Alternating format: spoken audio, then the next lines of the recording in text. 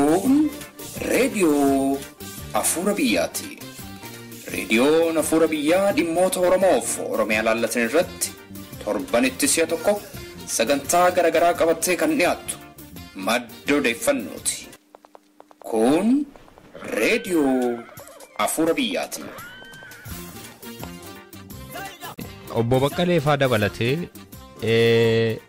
obbo Olbaanaa Lalisaa faa dabalatee namootni baay'een dhukkuba wal fakkaataadhaan mana hidhaa sana keessatti qabamanii jiru. Wal'aansiin godhamuuf kan jedhu dhageenyeerraa mee waa'ee isa kanaanatti mi boontu?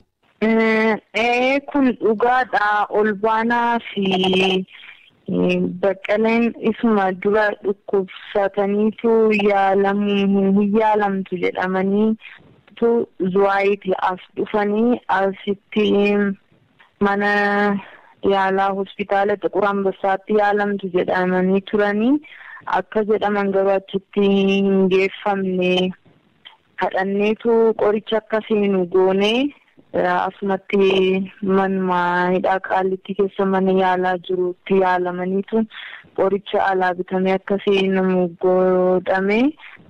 Qoricha sana fudhatanii hamma tokko itti fooyya'ee torban kana garuu dhukkubni wal fakkaataanii namoota zoonii lama Qaalitti keessa zoonii lama jiranii dhukkuba wal fakkaataadhaan qabamanii Baqqala malee gara namoota 200 ta'u namootni dhukkuba wal fakkaataa kanaan qabaman.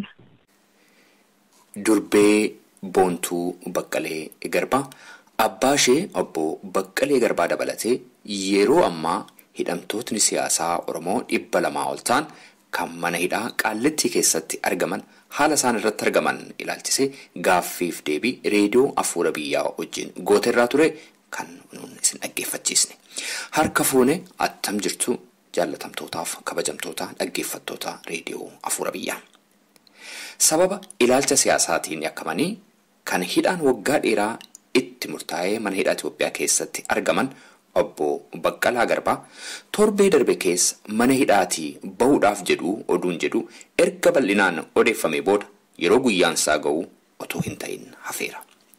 Kun maaliif akka ta'e otuu sababa isaa deebii barbaannu obbo Baqqalaa Garbaa dabalatee hidhamtootni siyaasaa Oromoo 200 ol ta'an dhukkuba wal fakkaataatiin qabamanii garuu wal'aansa dhorkamuu isaanii dhageenye. Dhimma kana addaan baafachuuf Finfinneetti bilbilee intala obbo Baqqalee Garbaa Boontuu Baqqalee Garbaa argannee haasofsiisneerra. Boontuu argannee akka haasofsiisnuuf odeeffannoo kan nu kennan akkasumas haala kan nu mijeessan gaazexeessaa Abdii Fiixeef obbo Nagaasaa Odoo Dubbee maqaa dhaggeeffattoota reediyoo Afuura Biyyaatiin guddaa galateeffachaa muuziqaa ittaanu kanaan gara gaaffiif deebii Boontuu wajjin goonetti dabarra. Sagantaa keenya wajjin yeroo gaarii qabaadhaa isiniin jenna.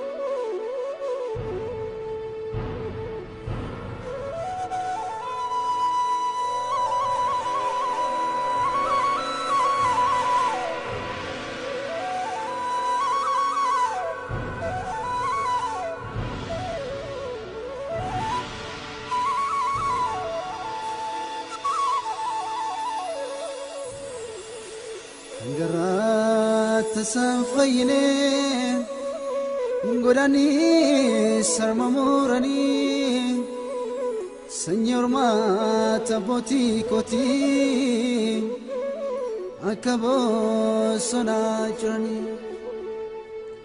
baroni darbanon dumtu sabako gada boicha no fesise nutanaira kebicha muda mudir kubsatani karande mani gufu balbala kalalani birandar bani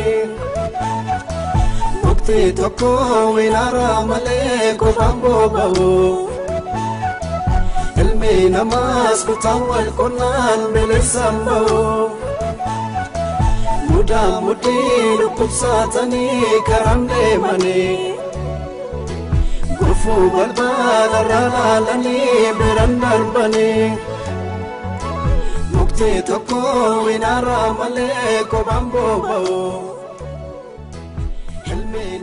boontuu duraan dursee maqaa dhaggeeffattoota raadiyoo afuura biyyaatiin guddaan si galateeffadhaa yeroo keenaa kennuu keetiif na wajjin haasa'uudhaafis waan eeyyamteef mee boontuu abbaan kee obbo Baqqalee Garbaa haala maalii irratti argamu mee nutti himi torbee darbe keessaa obbo Baqqaleen faa hin hiikamu kan jedhu oduun tokko tamsee ture xiqqoommoo ture oduun sun sobakka ta'eef akka isaan hin hiikamne dubbatame amma immoo kan dhageenyu isaaniin dabalatee hidhamtootni siyaasaa baay'een akka isaan dhukkubsatanii dhukkuba wal fakkaataan qabamanii garuu wal'aansan argatiin jiranirraa dhageenye mee maaliif hin hiikamiin darbanii torbee darbe baay'ee odeeffamaa ture oo hin hiikamu jedhame. Ani baay'een siin galatoomfadhaa. Januaarii 20 ture kan inni hin hiikama jedhamee ture manni amala sirreessaa Zuwaay kan inni waraqaa kenneef guyyaa sana akka inni gadi dhiifamudha. Guyyaan sun utuu hin ga'in guyyaa 3 fuuldura garuu waamameetu akka faayilli isaa badee itti himame. Faayilli isaa sun akka badee itti himame yeroo argattan na beeksisaa waggaa amma kanaas hidhame akkamitti yeroo an hiikamuuf guyyaan 3 hafuu akkamittiin faayilli koo baduu danda'a jedhee gaafatee ture. Yeroo argannu sitti himna jedhanii bulaniitu boriisaa faayilli kee argameera. Garuu yeroo ati maakalawitti hidhamtee turte sun akkasii ilaalamuu fi akkasii siif hin ilaalamne ganaa mari'annaa deebii jedhu kennaniif. Amma deebii sana eeggachaa jiru jechuudha. Utuu sana eeggachaa jiruuti immoo waa'ee amakroo wanti jedhamu jira miti isa kennuu fi kennuu dhiisuu keenya. Ganaa murteessina waan ta'eefi hin turtaa jedhanii kanaaf harmeen koo deddeebitee gaafattee turte waa'ee amakroo sana booda amakroo kennuuf dhowwachuun mirga mana murtii otoo hin taane kan mana adabaatti waan ta'eefi deebitanii nun gaafatinaa kana kennuuf dhiisuu mirga keenya deebii jedhu nu kennanii sana booda isaaniin arganne wajjin haasa'uu hin dandeenye. Kanaaf egaa yeroo saniin kamiin hafuunsaa guyyaa jedhame sana. Boontu wal arguu hin dandeessan jechuudha dhaxxanii dubbisuu hin dandeessan jechuudha waliin isin argisiisanii? Isaa wajjin wal nu agarsiisu garuu warra mana hidhaa sanaa itti gaafatamtoota sanaa wajjin wal arguu hin dandeenye nuyi lammaffaa deebitanii nuyi gaafatinaa dhimma kana ilaalchistanii sababa nuyi jedhaniif deebinee isaaniin haasofsiisuu hin dandeenye. Boontu obboloota baay'ee qabdaati? Obbolaa 3 qaba. Obbolaa 3 qabdaa harmeen kee jiru. Eenyutu isin gargaarama? Hojii hojjetu harmeen kee? Hojii hin hojjetti turte barsiiftuu turte erga inni hidhamee yeroo muraasa booda hojii dhaabsisaniiru hojiirraa deemteetti. Maaliif? haaluma kan isaa wajjin wal qabatee.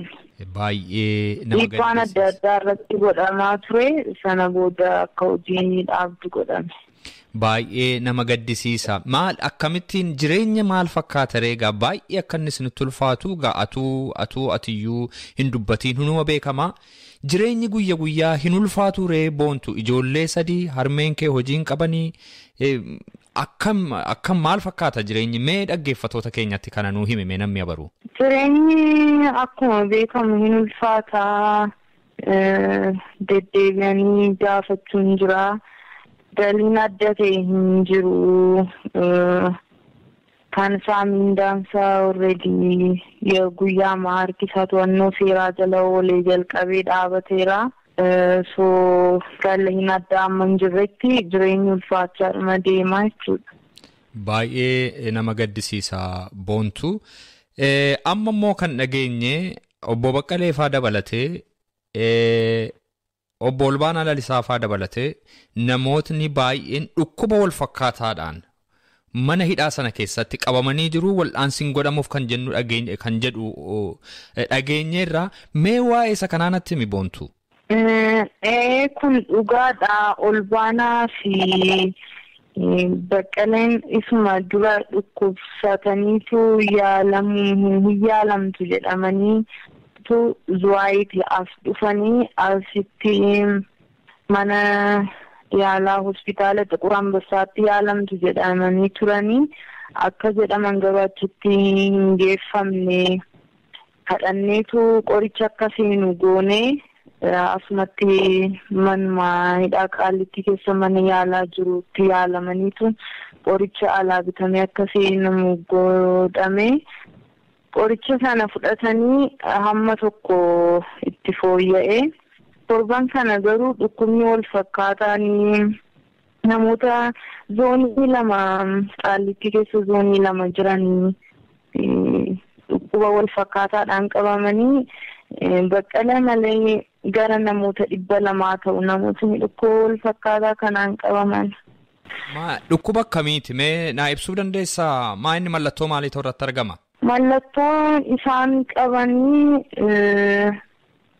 hin dadhabuu, humna dadhabuutu jira. Baay'ee dafqisiisuu fi akka hollachiisuu waan akkasii qaba dhukkubichi.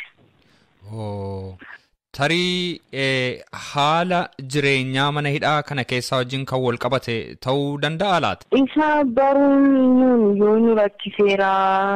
Namoota baay'eedha wal faana kan dhukkubsatanii jiranii. Baqqaleen Yakkaatiita 12 hospitaala jedhamutti akka inni yaalamu itti himamee ture. Garuu achitti hin ergamne. Namoonni tokko achuma keessatti yaalamaa jiru. Yaala gahaa kan argatan garuu hin jiran. Maaliif akka isaan hospitaala wal'aansa ga'aa kennuuf itti dhaqanii akka isaan hin wallaanamne maaliif dhowwamani? Sababa maaltu himama boontu? Isaaf sababa gahaa nuun kennan yeroo nuyi gaafannu kallattiidhaan hin deemtan yookiin achi deemanii hin yaalaman hin jedhan garuu sababoota garaagaraa dhiyeessu. Maal fa'aa dhiyeessu gaa? Torban dhufu deemtu, guyyaa muraasa booda deemtu, wantoota akkasii jedha. Torban dhuftu keessa deemtanii yaalamtu, guyyoota manaa booda jedhu wantoota akkasiitu kan isaan haasa'an. Namoota akkas dhukkuba walitti darbaadhaan dhukkuba wal fakkaataadhaan qabamanii jiran wal'aansa dhowwatanii lafarra harkisuun dhugumaan baay'ee nama gaddisiisa. Yoomidha yeroo xumuraaf kanatti hidhattee gaafatte abbaa kee boontu? Ani kaleessa malee dheengadda gaafadheen ture. Harmeen koo har'a sa'a booda isa bira turtee amma galgala kana galtee isa biraati. Akkami haalli isaanii fayyummaan isaanii akkam maal fakkaata har'aaf kaleessa? Qaamaan hir'iseera baay'ee. Fayyummaan walumaa gala fayyummaa guutuu akka hin qabnedha kan irraa calaqqisu. Baay'ee nama gaddisiisaa. Egaa qaamotni tiksitootni mirgaa dhala namaa iddoo garagaraatti argaman biyyootiin addunyaa dhiibbaa gochuu danda'an isa kana dhiibbaa gochuudhaan akka hidhamtootni kun gallakkifaman akkasumas immoo wal'aansa gahaa akka isaan argatan abdii qabna. Mee boontuu atuu gaaffiif deebii keenya hin xumuriin umriin kee meeqa? Hin barattamoo maal hojjettati? Ani hojjettuudha. Amma umriin koo 23 deemaa jira. Ji'a muraasa booddee 23 ta'a. Maatii hojjettuudha amma. Maatii kee wajjin jiraattaa? Harmee kee fi obboloota kee warra kaanii wajjin? Maatii wajjin jiraadhu. An as Finfinneen jiraadha obboleettii koo wajjin.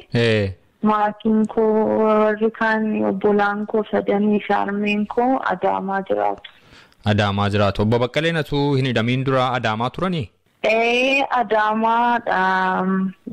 Maatiin jireenyi maatii Adaamaa ture. Inni asii yeroo barnoota PhD isaa yeroo baratu jira bakki jireenyaa kan Addis Ababa Yuunivarsiitiin naannoo Aqaaqiitii qabu achidha kan inni jiraatu. Hin deddeebi'a garuu. Torbanitti yeroo 2-3 akkas hin deddeebi'a Adaamaatti. Barumsa PhD barataa turan atuu hin hidhamiin fuuldura jechuudha. Akkas. Mee haala isaan itti qabamanii hidhaman immoo xinnoo ishee nuu ibsimee tarii namootni hin beekne baay'een dhaggeeffattooti keenya baay'een hin beekan ta'a. Mee maal fakkaata ture akkamitti qabamanii maaltu ta'e mee nutti himee sammoo? Kan inni qabame hagayya 21dha. Guyyaan isaa sanbata duraati. Ganama qabameetu Adaamaa dhufee gara guyyaa keessaa gara sa'aatii nu biraa yeroo sa'aatiin 9 ta'u. Sa'aatii sanadha kan isaanii fidanii nuyi maatiin mana turree manni balballi keenya gaafa rukutamu gadi baanii balbala gaafa bannu konkolaataa poolisii fi isaa fi namootni tikaa muraasni jiru turanii mana dhufee mana sakatta'anii galgaluma sana isa fuudhanii deemanii jechuudha. Galgala keessa?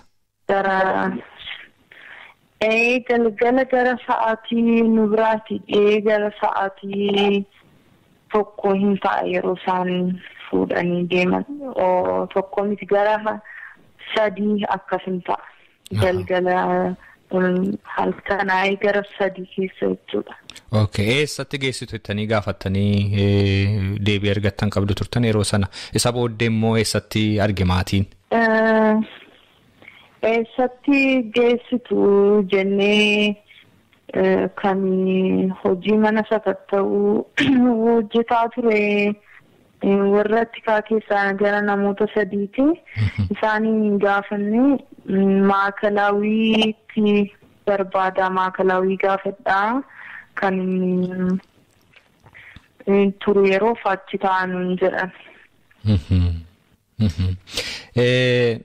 Isa booddee obbo Baqqaleen faa yeroo mana murtiitti dhiyaatanii mana murtii keessatti jecha obbo Baqqaleen faa dubbatan tokko yeroo hundumaa namootni kaasanii akka koteeshiniitti iyyuu intarneetii irratti faca'ee jira. Maal yaadataa kana nutti himuu dandeessaa wanta isaan jedhan turtee taate yeroo isaan mana murtiitti dhiyaatan sana? Jecha sana kan inni dubbate yeroo murtiidhaaf beellamamettidha. Namoota qaama dhiifama gaafattan yookiin immoo akka himatni murtoonni akka isinii salphatuuf wanti akka isinii ilaalamuuf dubbattan yoo jiraate jedhamee manni murtii carraa kennee fiinnaan jecha sana kan inni dubbate. Jechanni dubbate suni ani dhiifama gaafachuu fi kan malu yoo jiraate cunqursaa fi hacuuccaa saba Oromoo saba keenya irra ga'e kana amma barbaachisu dubbachuu fi ibsuu fi hin dandeenye yoo ta'e kanan dhiifama gaafadhu saba Oromooti. Hamma ta'e olmoo arbeessee ol guddisee dubbadhe kanas immoo kanan godhee fi faayidaa mataa kootiif yoo fakkaate kanan dhiifama gaafadhu Rabbi tokkichaa malee manni murtii kun badii beekoo malee natti murteessee gadi naa salphisa jedhee dhiifama gaafachuu dhiisuu kootiif baay'een gaddaa kan jirudha. Haasaan gaaf sana dubbate. Baay'ee wanta nama dhibudha. Haasaa gara kuteenya keessaatii kaayyoo guddaa dhaabbataniif tokko keessaatii jecha madduudha. Jechi kuni maaltu sitti dhaga'ame yeroo kana dhaabbattee mana murtii keessatti aabbee keerraati yeroo dhageessu maaltu sitti dhaga'ame boontu? Namni waanuma eekkamaniif jiraata. Gara qabsoo kanaatti yeroo seenu Baqqaleen haala jiru hima tilmaama jennee yaadna. Haala biyya keessa jiru kutannoo fi kaayyoo isaatti amanuu inni qabudha. Jecha sanarraa kananii hubadhu kanan hubadhu. Akka nama tokkotti abbaa kootii natti dhaga'ama yeroon isa of biraa dhabu kutaa baay'ee dhiphoo keessatti daangeffamee yeroon jiraatu yeroon deemee isa dubbisee galu akka garaa kootiitti dubbisuu yeroon dhabu taasoo yeroon dhabu natti dhaga'ama nan gaddaa kun waan jirudha. Kan fakkaata. Yaa boontu mee amma immoo gara hidhamtoota Obbo Baqqalee wajjin hidhamanii gara mana hidhaa jiranii ittini si deebisa.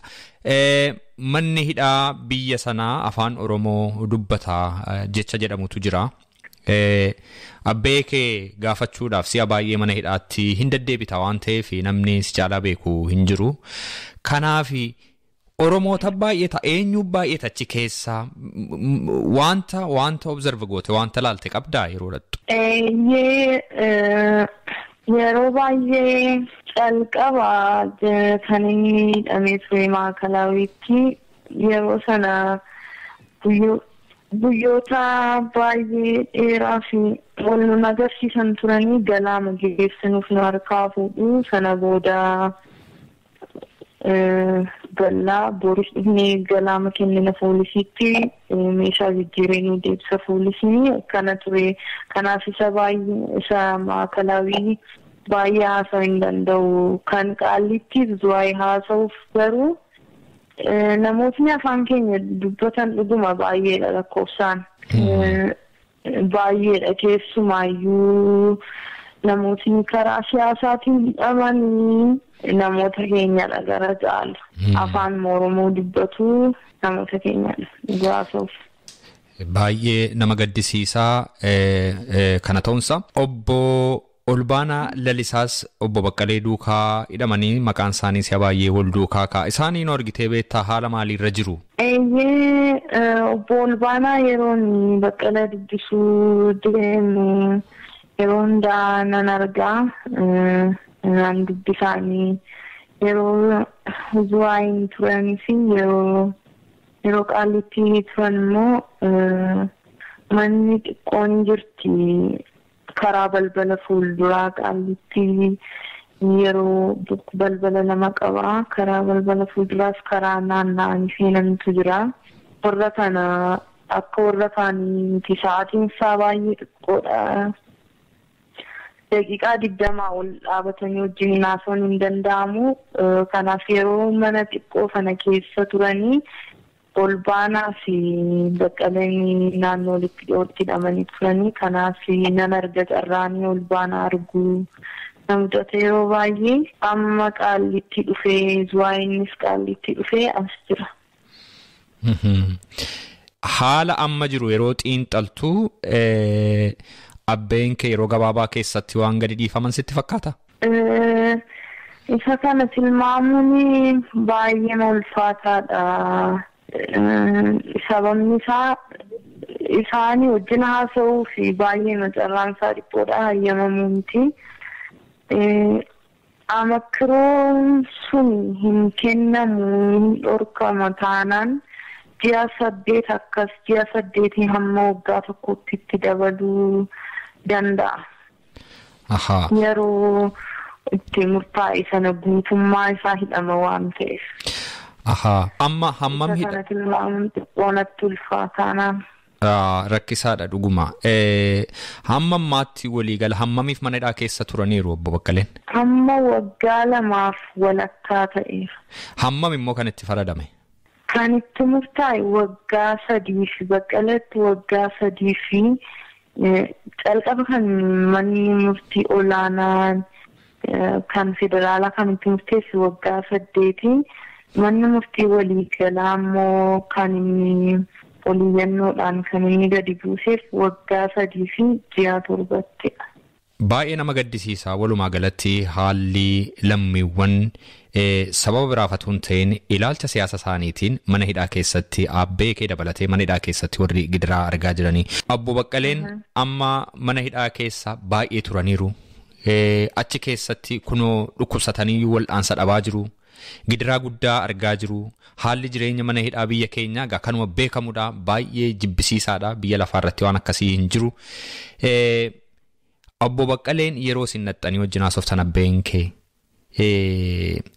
siyaasa qabsoo siyaasaa ilmaan Oromoo keessatti hirmaachuu isaaniif hin gaabbu moo kun qaamuma qabsooti jedhu moo maal jedhu akkamittiin isinitti himu? Kana namni baay'een tilmaame inni yaada haasaamanii yeroo sana haasa irraa jalqabe kaasee haamileen isaa baay'ee jabaadha. Sababa abbaa koo ta'eef miti. Kun qaamuma qabsooti jedha yeroo hundumaa. Namootni wareegama kana caalu aarsaa kana caalu kaffalan jiru. Kun isa baay'ee xiqqoodhaan jedha yeroo hundumaa. Yeroon ofii makootii yeroon gaddee haamileen koo gadi bu'ee isa bira deemu anaaf iyyuu haamilee naa kennanii as deebi'ee kun qaamuma qabsooti namootni kana caalaa gatii baasaa turan jiru naan jedha yeroo baay'ee. Kanaaf haamileen isaa jabaadha. Abdii kutuu wanta akkasiirraa mul'atu tasuma. Baay'ee nama jajjabeessa haamileellee namatti bita. Boontu dhumarratti ergaa dabarfattu yoo qabaatteef dhaggeeffattoota sagantaa kanaatti tiksitoota mirga dhala namaatti mootummoota addunyaatti illee ta'uu danda'a mee dhaamsa dabarfattu yoo qabaatteef? Namni tokko akka haaluma barameedhaan kan inni amakkiroo dhowwamu yoo poolisii wajjin irra deddeebi'ee walitti bu'iinsa keessa seena ta'ee fi hidhamtootuma akka isaa wajjin hidhame wajjin nagaa hin qabu yoo ta'e walumaa gala rakkina amalaa yoo qabaateedha kan inni amakkiroo dhowwamu. Kan Baqqalaa garuu nu galuu hin dandeenye wanta addaa maal akka inni balleessee amakkiroo dhowwatamaa jiru nuuf galuu hin dandeenye. Isaanis kana jedhanii waan nutti maniin qabanii mirga keenyadha dhowwachuu fi kennuun nuun jedhu malee isa kanaaf waan dabarsuu barbaadu nuuf hin galle sababi ga'aan inni amakkiroo dhowwatamaa jiruu fi kana qaamni dhiibbaa gochuu danda'u yoo jiraate kanarratti dhiibbaa gochuun osoo danda'ame kan jirudha. Ergaan qabu. Boontuu Baqqalee Garbaa maqaa dhaggeeffattoota raadiyoo Afuura Biyyaatiin yeroo kee nuulaachuu keetiif gaaffiif deebii kan ammoo nuulaattee haala abbee kee dabalatee Oromootni mana hidhaa keessa jiran haala isaanitti jiran akka dhaggeeffattootni hubatan waan gooteef guddaan si galateeffadha. Baay'een sin galatoomfadha. Nun jiraadha.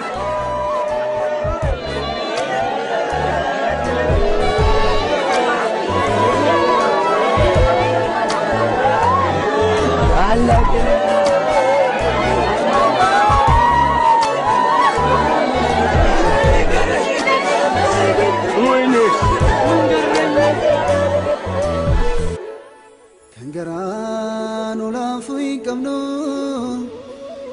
hundumtuu eeboo mirmirsaa maddi keenya nyaatee dhugee nurratti malee malchiisa mirgisaa bakkoo sarbamee qeessaarraa godaanfamaa. Barate galma sangau sorrisa sumin falama Annen duka jabdemi damte korang kurkote Hamon siga jike utuban rumah sate Kero fike konfeta bachun ya dota era Sagale shama watan nagamera Annen duda jabdemi damte korang kurkote Hamon sida jike utuban rumah sate Keron fike konfeta bachun ya dota era Sagale shama watan nagamera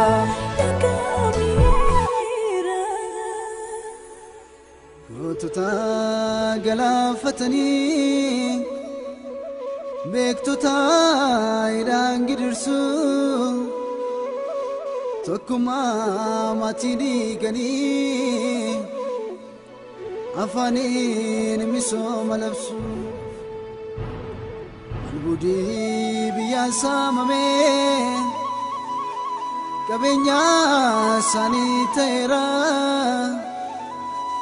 Warri keenya sangaan kotu sadarkaan sanii kutera Budaan mudhii dhukkubsatanii karaan deemanii Gofuu balbaalaan halaalanii biraan darbanii Muktii tokko winaara malee qofaan boba'u Ilmi namas kutawal konan milisam bau Muda mudi dhukkubsatani karaan deemanii Gofuu balbaalarra laalanii biraan darbanii Muktii tokko winaara malee qofaan boba'u Ilmi namas kutawal konan milisam bau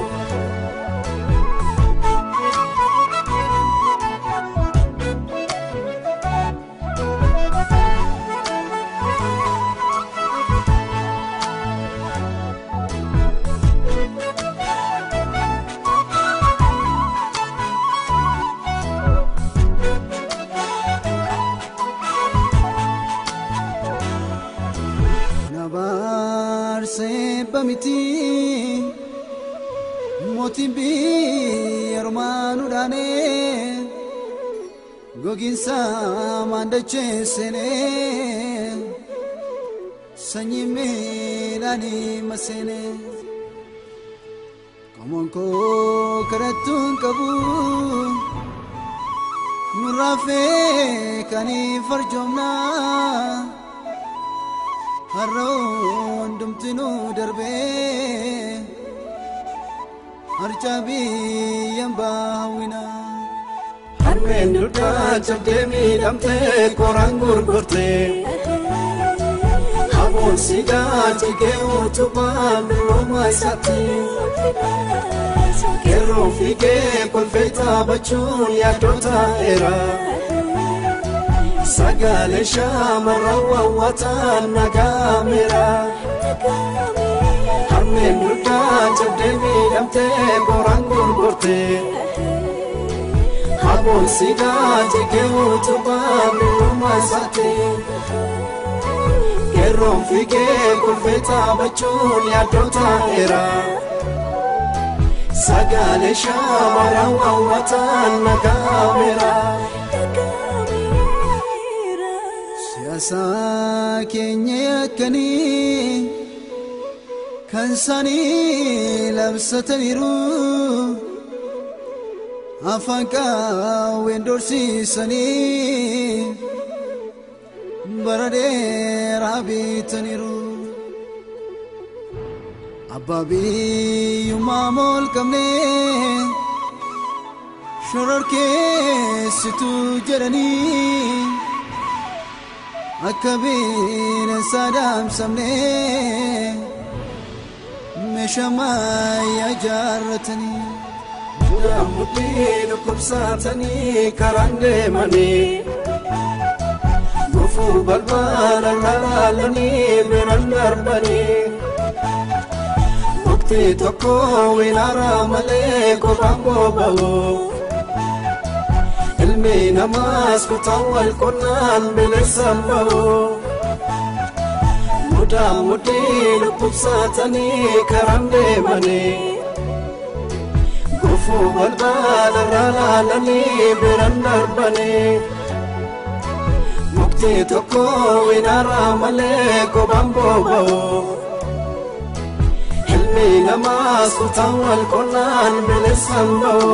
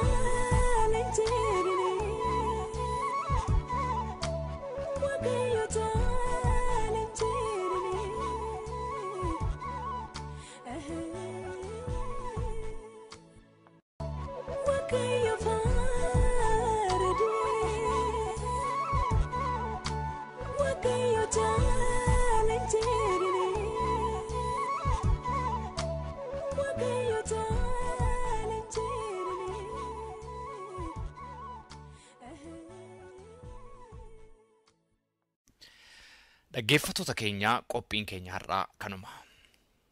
Waa'ee qophii keenyaa yaada yookaanis gaaffii yoo qabaattan karaa iimeelii keenya contact@saifanabalbal.com jedhaatiin qunnama.